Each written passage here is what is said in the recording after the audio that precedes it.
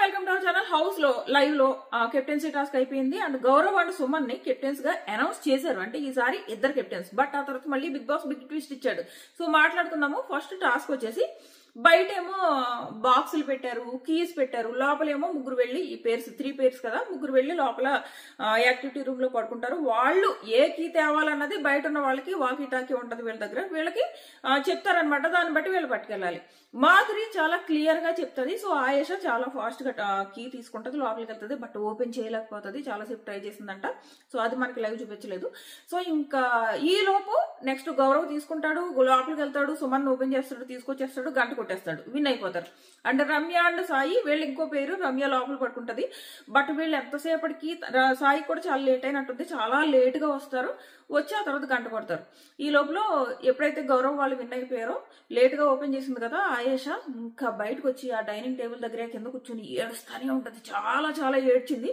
ఇంకా ఎమ్ము చాలా ఊరుకోబెడతాడు. లేదు ఫస్ట్ నువ్వే తీసావు, మాధురి గారు చాలా బాగా చెప్పారు అని చెప్పినా గానీ నా వల్లే పోయింది, మాధురి గారు చాలా బాగా చెప్పారు, నేను అర్థం చేసుకోలేకపోయాను, ఏడుస్తానే ఉంటది. చాలా చాలా చాలా ఏడ్చింది. ఈలోపు తనుజ వచ్చి, తనుజ అసలు ఆయేషకి తనుజకి పట్టలేదు కదా, బట్ తనుజ తనకి ఎక్కడ ప్యానిక్ అటాక్ వస్తుందా అని చెప్పేసి చాలా నీట్ గా కూల్ అని ఊరుకోబెట్టి వాటర్ ఇచ్చి కళ్ళు తుడిచి ఇవన్నీ చేయడం చూసి నేనేదో తనుజని పొగుడుతున్నాను అనుకోవచ్చు. బట్ అంటే ఒక శత్రువులా చూస్తున్న వ్యక్తి సడన్ గా అలా అయ్యేటప్పటికి ఇలా చేయడం నచ్చిందనమాట తనుజాలో. ఈ అమ్మాయి ఏడుస్తానే ఉంది, అరే నా వాళ్ళు ఓడిపోయింది, నేను తీయలేకపోయాను అని చెప్పేసి.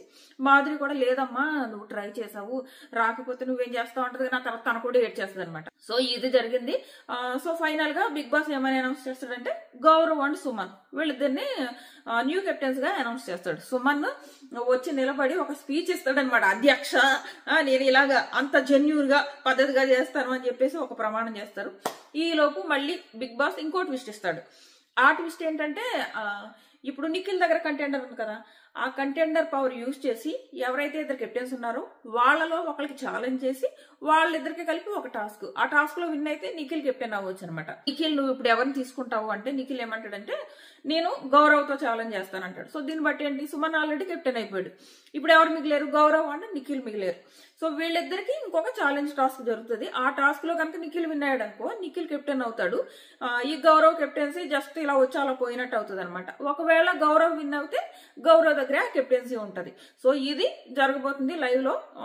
అండ్ లైవ్ లో ఒక టాస్క్ అయిపోయింది. సో మీ ఒపీనియన్ ఏంటి, గౌరవ్ అండ్ నిఖిల్ లో ఎవరు కెప్టెన్ అవ్వాలనుకుంటున్నారు అండ్ సుమన్ కెప్టెన్ అవడం పైన మీ ఒపీనియన్ ఏంటంటే ఖచ్చితంగా కామెంట్ చేయండి. మళ్ళీ ఎపిసోడ్ అయిన తర్వాత రివ్యూలో కలుద్దాం. టాటా.